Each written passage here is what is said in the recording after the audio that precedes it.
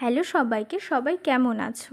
আজকে আবার একটা নতুন মেকআপ লুকের ভিডিও নিয়ে চলে এসেছি তোমাদের সবার সাথে শেয়ার করার জন্য।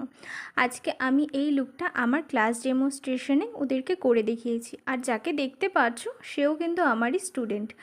তাই আজকে লুকটা আমি একটু মিনিমাল রাখার চেষ্টা করেছি।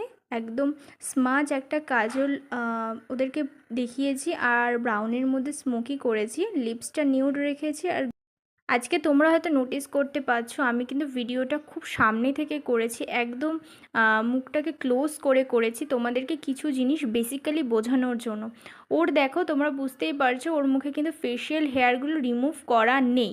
আমি ইচ্ছে করেই করে নিইনি, ওর কিন্তু আইব্রোটাও করা নেই। এবার অনেক সময় কি হয়, অনেক ক্লায়েন্ট কিন্তু আমাদেরকে মানে ফেশিয়াল হেয়ার রিমুভ করতে দেয় না।